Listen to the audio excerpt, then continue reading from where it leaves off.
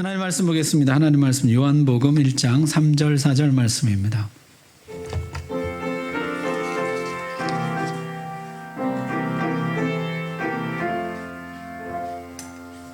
하나님 말씀 봉독할 때 우리 다 함께 자리에서 일어나셔서 3절 4절 함께 읽습니다. 시작.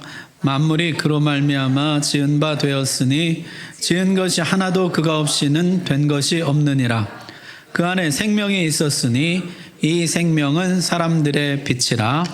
아멘. 아멘. 감사합니다. 마태가 본 하나님의 나라는 오늘 여기 이 땅에 점진적으로 세워져 가는 나라였습니다. 마가가 본 하나님 나라는 하나님의 아들 예수 그리스도의 나라였죠. 막연한 낙원, 파라다이스, 무릉도원 그런 것이 아니라 예수 그리스도 안에서 누리는 에덴이었습니다. 누가가 본 하나님의 나라는 약자들의 나라, 약자들이 기도로 세워가는 역전의 나라, 강력한 나라라 그랬습니다. 자, 오늘은 요한의 관점에서 살펴보려고 하는데요. 요한은 생명이라는 말로 하나님의 나라를 표현합니다. 오늘 읽은 1장 3절 4절 말씀 공동 번역으로 보면 이렇습니다. 모든 것은 말씀을 통하여 생겨났고 이 말씀 없이 생겨난 것은 하나도 없다. 생겨난 모든 것이 그에게서 생명을 얻었으며 그 생명은 사람들의 빛이었다. 요한복음을 시작하면서부터 모든 만물은 말씀이신 예수 그리스도를 통해서 생겨났고 예수 그리스도를 통해서 생명을 얻는다. 그렇게 선언하고 시작하고 있습니다. 모든 만물 예수 그리스도를 통해서 생겨나고 예수 그리스도를 통해서 생명을 얻는다는 것이죠. 자, 그렇게 시작을 해놓고 요한복음 맨 끝에 가면 이렇게 끝이 나고 있어요. 20장 21절에 오직 이것을 기록함은 너희로 예수께서 하나님의 아들 그리스도이심을 믿게 하려 하며 또 너희로 믿고 그 이름을 힘입어 생명을 얻게 하려 함이니라. 오직 이것을 기록함은 요한복음의 기록 목적은 예수를 믿고 생명을 얻게 하려 함이라. 예수를 믿고 그로부터 나오는 생명을 받는 것, 그것이 이 책을 쓴 목적이라고 기록하고 있다는 것이죠. 여러분 시작할 때도 만물은 그리스도에게서 나오고 거기 그리스도에게 생명을 얻는다. 그렇게 시작하고 마지막에도 예수 믿고 그 생명을 얻으라. 이렇게 끝나고 있다는 것이죠. 이것을 수미상관법이라 그럴까요? 서론과 결론 같은 내용을 반복하면서 강조하는 것이죠. 예수 그리스도로부터 만물이 생겨나고 생명을 얻고 그러니 넌 예수를 믿고 이 생명을 받으라는 것이죠. 그리고 그 가운데에는 그 생명을 얻은 사람들의 이야기입니다. 베데스다에 38년 된 병자 이야기가 나오잖아요. 당시에 평균 수명이 한 40세 정도 됐다 그러니까 아마 이 사람 평생 누워 있었을 것입니다. 가족도 없고 친구도 없고 물에 던져줄 사람을 찾고 있었어요. 현대의학도 한 10년 넘으면은 치료가 불가능하다 그렇게 본다 그래요. 그런데 이 사람 38년입니다. 예수님이 이 사람에게 새 생명을 주시는 것이죠. 새 삶을 주십니다. 자, 그 다음에 날 때부터 맹인된 사람 이야기가 나와요. 날 때부터 못 본 사람. 얼마나 한스러울까요? 제자들이요. 저게 자기 부모의 죄입니까? 자기 죄입니까? 라고 물을 정도였어요. 제가 코로나 이후에는 이제 안 갔는데 침 놔주는 선생님이 있어요. 나이 많으신 분인데 이분이 5살 때 실명을 하셨다 그래요. 천국에 가면 자기 어머니를 만나고 싶다는 것이에요. 그 5살 된 어린아이가 앞이 안 보이었을 때 얼마나 두렵고 무섭고 절망스럽고 그걸 다 엄마한테 쏟아냈다는 거죠. 엄마가 그걸 다 받아줬대요. 천국 가면은 엄마 만나서 미안하다고 고맙다고 그 말 하고 싶다. 여러분 이 사람은요 날 때부터 한 번도 못 본 사람이에요. 얼마나 세상이 원망스러웠을까요? 얼마나 부모를 원망하고 얼마나 운명을 원망했을까요? 그에게 예수님이 새 생명을 집어 넣어주셨다는 것이요. 자, 주님이 새 생명을 주신 이야기의 결정판은 죽은 나사로를 살려준 이야기죠. 나사로에게 생명을 준 이야기입니다. 죽은 지 나흘이나 지나서 냄새가 나는데 나사로야 나오라. 주님이 그에게 생명을 불어넣어 주십니다. 자, 오랜 병을 고쳐주시고 날 때부터 못 보던 맹인을 보게 하시고 죽은 육신에 다시 생명을 불어넣어 주셨습니다. 이것이 주님이 이들에게 생명을 불어넣어 주신 모습이에요. 하지만 요한복음은요, 예수님이 이들에게 준 것은 단순히 이것뿐이 아니었다 이렇게 이야기합니다. 요한복음 5장 26절에 보니까 아버지께서 자기 속에 생명이 있음같이 아들에게도 생명을 주어 그 속에 있게 하셨고, 이 생명이란 본래 아버지께 있던 것인데 이 아버지가 독생자에게 예수 그리스도께 이 생명을 주셨다는 것이에요. 요한일서 이렇게 말씀합니다. 아들이 있는 자에게는 생명이 있고 하나님의 아들이 없는 자에게는 생명이 없느니라. 그 생명이, 아들 안에 있던 그 생명이 이제 누구에게 있습니까? 하나님의 아들을 믿는 자, 그 아들이 속에 있는 자에게 그 생명이 있게 되었다는 것이에요. 여러분 가만 보세요. 아버지께 있던 생명이 아들에게로, 아들에게 있던 생명이 아들을 믿는 자에게로, 이 생명이 이렇게 흘러간 것이죠. 하나님, 아들, 그리고 그 아들을 믿는 자, 그 속에 있던 이 하나님의 생명, 이 하나님의 생명이라는 것은 단지 육신의 불편함을 해소하고 병을 고치고 눈을 뜨게 하고 부족함을 해소하고 육신의 생존 기간을 조금 더 늘려주는 것, 그 이상이었다는 것이죠. 이 생명이 무엇인지 요한은 7가지로 설명합니다. 6장 35절에 보니까요, 나는 생명의 떡이니, 주님 그렇게 말씀하셨어요. 이 생명은 무엇이냐면 영혼을 배부르게 하는 것이요 존재를 풍성하게 하는 떡이다. 주님 그렇게 말씀하셨어요. 나는 세상의 빛이니 이 생명은 흑암을 광명으로 바꿔주는 빛이다. 나는 양의 문이라. 이 생명은 들어가며 나오며 꼴을 얻는 출입문이다. 이 문을 통하지 않는다는 자는 다 절도요 강도라. 양들을 도둑질하고 빼앗아가고 멸망시킬 뿐이라. 내가 그 문이다 하셨어요. 자, 그 다음에 나는 선한 목자라 하셨습니다. 이 생명은 무엇이냐면 친절한 돌봄이요 따뜻한 양육이라는 것이요. 선한 목자가 양을 위해 생명을 바치는 것처럼 그런 헌신된 양육, 돌봄이라는 것이죠.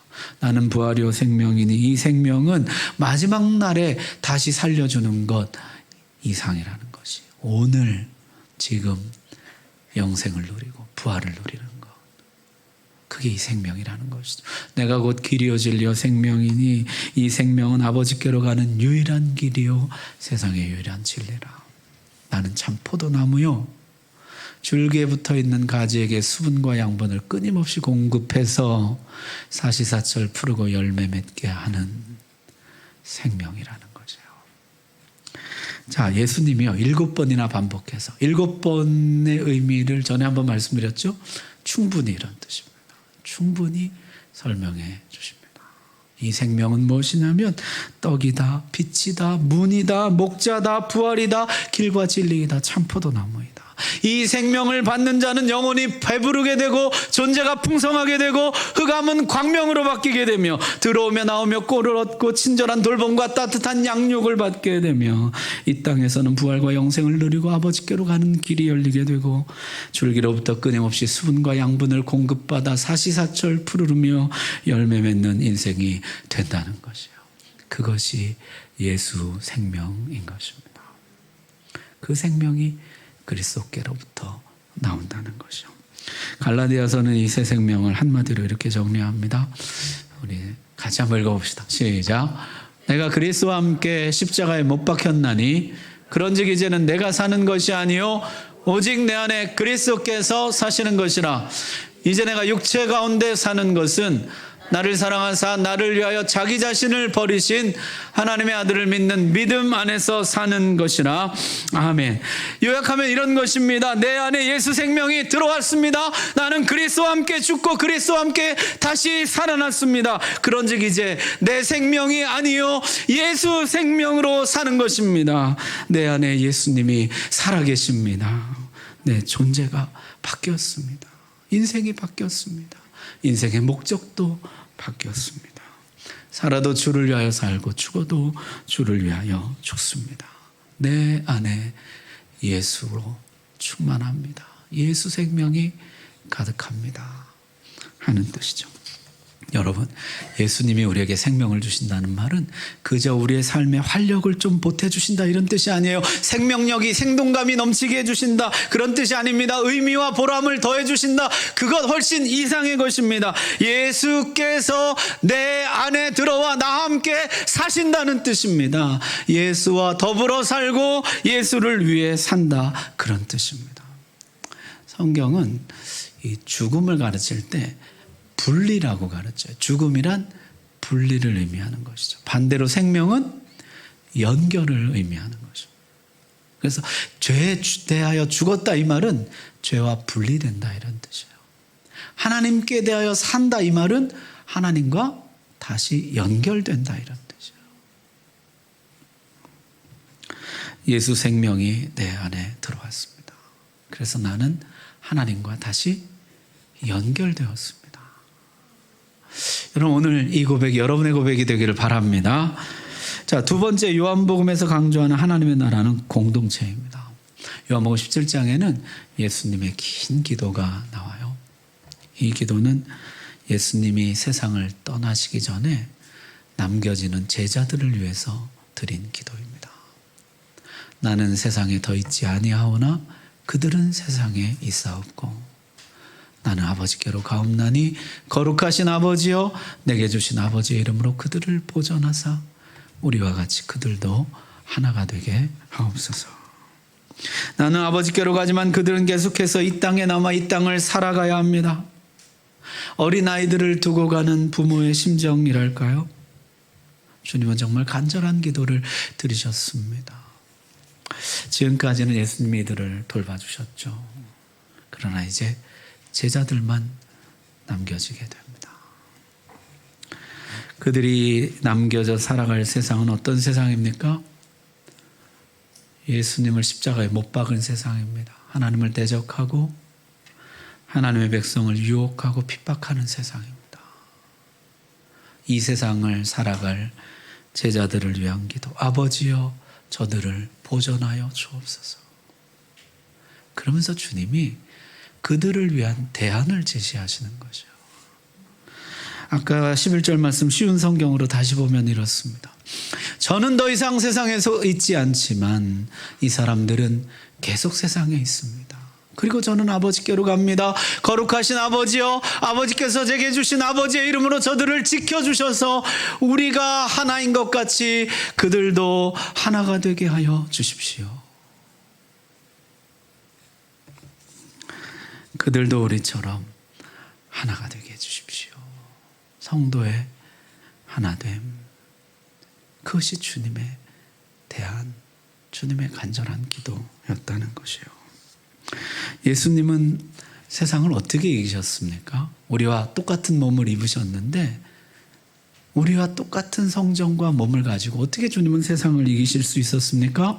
아버지와 하나됨으로, 아버지와 하나이실 때 주님이 세상을 이기셨거든요. 아버지와 제가 하나였을 때 세상을 이길 수 있었던 것처럼 이제 저들도 이 세상에서 하나가 되게 해 주옵소서. 저들도 아버지와 하나가 되고 저들이 서로 하나가 되게 해 주옵소서. 주님 기도하신 것이요. 여러분, 아까 생명은 뭐라 그랬어요? 죽음은 분리고 생명은 연결이라 그랬잖아요. 하나님과 연결되고 제자들이 서로 연결되게 해 주십시오. 세 겹줄로 연결된다. 구약성경에 세 겹줄이라는 표현이 나오는데 세 겹줄이 뭐냐니까 하나님, 나, 그리고 너. 세 겹줄이라는 거죠. 견고한 공동체, 생명의 공동체를 이루어서 이 세상을 이겨나가게 하옵소서. 여러분, 이것이 세상에 남겨질 제자들을 위한 주님의 대책이었습니다.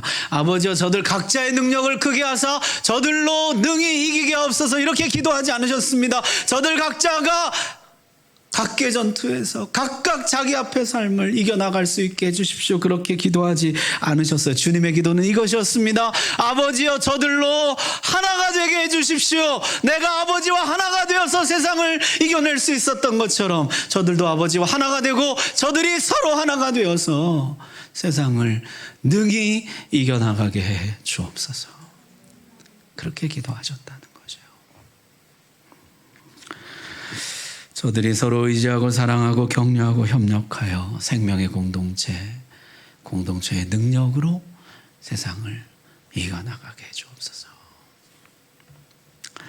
여러분, 세상을 이기는 비밀, 주님이 여기에 담아 놓으셨다는 거죠. 공동체. 나 혼자 신앙생활 잘하면 되지. 나 예수 잘 믿어요. 나 혼자 하나님 앞에 예배도 안 빠지고 혼자 잘 믿어요. 여러분, 나 혼자 잘하면 되지. 교회는 왜 필요할까요? 전도회는 왜 필요하며 마을은 왜 필요할까요? 예수님의 이 마지막 기도를 기억하십시오. 아버지여, 저들을 보존하사 저들로 우리와 같이 하나가 되게 해주십시오. 하나가 되어 세상을 이기게 해주십시오. 그래서 원수마귀의 주된 공격 목표는 공동체입니다. 전도회를 깨뜨리고 마을 모임을 흐지부지 만들 수 있다면, 그래서 홀로 외딴 섬으로 동맹군 하나 없는 외톨이로 만들 수 있다면 성도는 쉽게 무너지기 때문입니다. 두 사람이면 따뜻하거니와 한 사람은 어찌 따뜻하랴. 두 사람이면 한 사람 넘어지면 일으켜 주겠거니와 한 사람이면 누가 일으켜 주겠느냐. 여러분 지금 누구랑 연결되어 있습니까? 여러분의 영적인 성장에, 여러분의 영적인 믿음 생활에 가장 유익을 주는 누구와 지금 연결되어 계십니까? 여러분에게 가장 큰 영적인 유익을 주는 공동체는 무엇입니까? 여러분이 사랑하는 공동체는 무엇입니까? 공동체에 세상을 이기는 비밀을 담아 놓으셨다는 거죠. 여러분, 우리 교회가 그런 생명의 공동체가 되기를 바랍니다. 주 예수님 지금도 보좌 우편에서 우리를 위해서 간구하신다 그러셨는데 무슨 간구를 하실까요? 아버지여, 저들이 하나가 되게 해주십시오. 하나님과 나와 너의 생명의 공동체를 이루게 하여 주옵소서. 그래서 세상의 유혹과 핍박을 능히 이겨나가게 해 주옵소서. 주님은 이제 이 공동체의 확장을 위해서 기도하십니다. 20절 보십시오.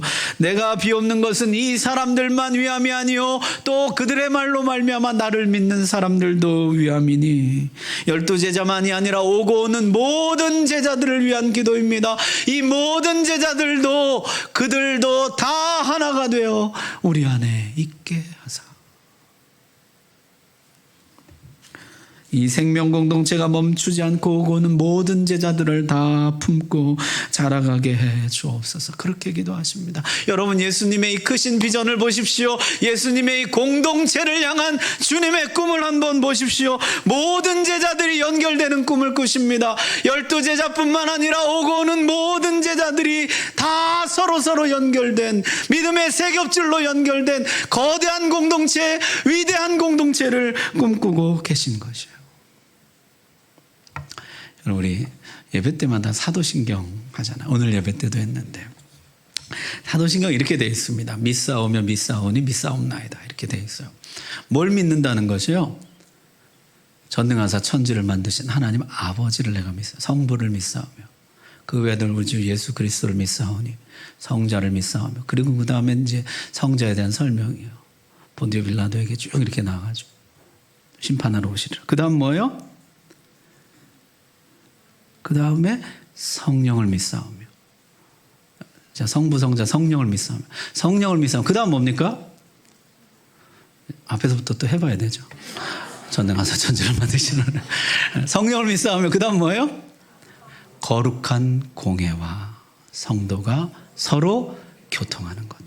거룩한 공회가 뭡니까? 거룩한 하나의 교회. 모든 제자들이 연결된 거룩한 하나의 교회, 그 교회 안에서 성도들의 교통 연합을 내가 믿습니다. 그게 우리 신앙 고백이에요. 우리 뭘 믿는 것입니까?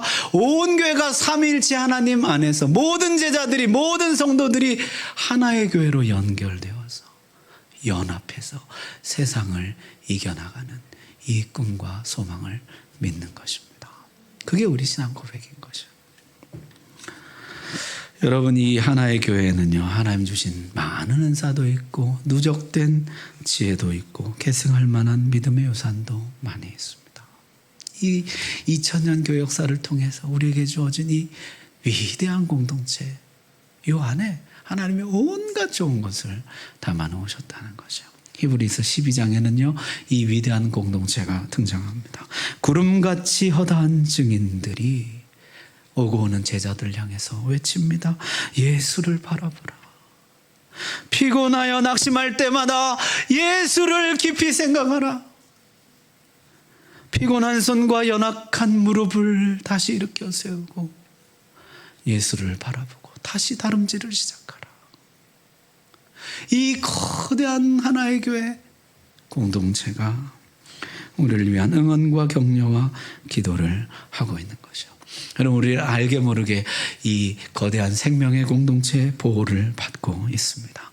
저들의 쌓아놓은 기도와 은혜 아래에 있는 것입니다.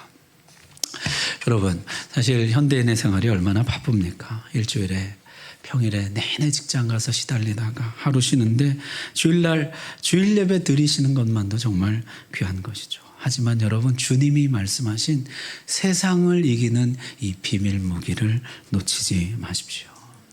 생명의 공동체, 모든 제자들이 서로 연결된, 많은 분들이 예배하면서 은혜도 받지만요, 공동체 나눔에서 실질적인 신앙의 유익을 얻어요.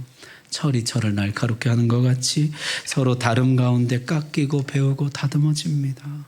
믿음의 선배들은 어떻게 은혜를 받는지, 받은 은혜를 어떻게 삶에 적용하는지 구체적으로 보고 듣고 배울 수가 있는 것이요. 저는 오늘 이 주님의 간절한 기도, 저들도 우리처럼 하나가 되어 세상을 이기게 해 주옵소서.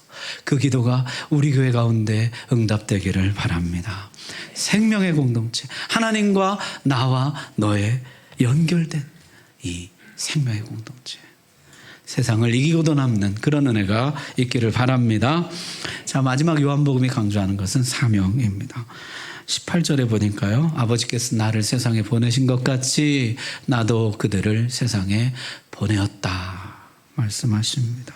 생명의 공동체를 이루어 세상을 이기게 하옵소서 기도하신 다음에 이제는 그럼 너희들끼리 잘 살아라 하지 않으시고 세상 속으로 들어가라 하신다는 것이요. 아버지께서 보내신 것처럼 나도 보낸다는 것이요. 공동체가 너무 좋으면 그 안에 안주하려는 그런 성향 우리에게 있습니다. 다른 사람이 들어오는 것을 꺼려합니다. 이 좋은 공동체가 깨질 것을 우려합니다. 그래서 그냥 우리끼리 그냥 잘 지내기를 원하는 것이요. 그러나 주님은 세상 속으로 들어가라는 것이요. 세상 속에 들어가서 예수 생명을 나눠주라는 것이요. 여러분, 베드로 기억하시죠? 부활하신 후에 주님 베드로를 찾아오십니다. 그를 위로하며 회복하시죠. 그 다음에 주님 주신 말씀 뭡니까? 가서 내 양을 먹이라 말씀하십니다. 주님은 제자들이 회복한 후에 제자들만의 공동체를 이루기를 원치 않으셨습니다. 돌이킨 후에 너의 형제를 굳게 하기를 원하셨습니다. 세상 속으로 들어가기를 원하셨습니다. 가서 주님의 양들을 먹이기를 원하셨습니다. 그들만의 공동체, 폐쇄된 공동체, 닫힌 공동체로 살기를 원치 않으셨습니다. 세상을 향하여 활짝 열린 공동체가 되기를 원하셨습니다. 세상 속으로 들어가라. 가서 내 양을 먹이라. 따라서 우리는요, 각자 주님이 나에게 맡긴 양이 누구인가? 내가 들어갈 나의 세상이 어디인가? 내 양은 누구인가? 찾아보아야 합니다. 나에게 먹이라고 맡겨오신 양이 있어요. 나에게 맡겨오신 나의 양이 있습니다. 그에게 예수 생명을 전달하고 그도 이 생명의 공동체 안에 들어와서 이 공동체의 유익을 누리며 세상을 이겨나가도록 이끌어 주어야 하는 것이에요. 여러분은 먹이고 있는 양이 있습니까? 지금 섬기고 있는 양이 있습니까? 주님의 이 사명을 외면하지 마시고 오늘 다시 주님이 나에게 맡겨주시는 나의 양을 찾으시고 마음 가운데 품으시기를 바랍니다. 그 양을 다시 섬기기로 결단하십시오. 주님, 나에게 주신 양으로 내가 받습니다. 내가 사랑으로 주님이 베드로를 품으신 것처럼 저도 이 양을 품겠습니다.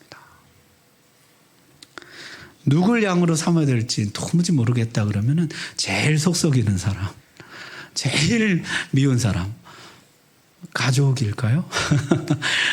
내가 제일 힘들어하는 사람, 그 사람을 양으로 품으십시오. 그 사람을 사랑하고 섬겨 주십시오. 누가 그런 얘기를 해요? 너무 미워하면 천국 가서 하나님이 옆집에 살게 해주신다 그래요. 미운 사람 사랑으로 품는 연습을 하십시오. 하나님, 내가 이 사람을 나의 양으로 삼겠습니다. 말씀하시겠습니다. 요한이 본 하나님의 나라는 생명, 공동체, 그리고 사명입니다. 하나님과 연결되고 공동체와 연결되고 세상과 연결된 생명의 공동체입니다. 오늘 이 하나님의 나라가 우리 가운데 이루어지기를 바랍니다. 기도하겠습니다.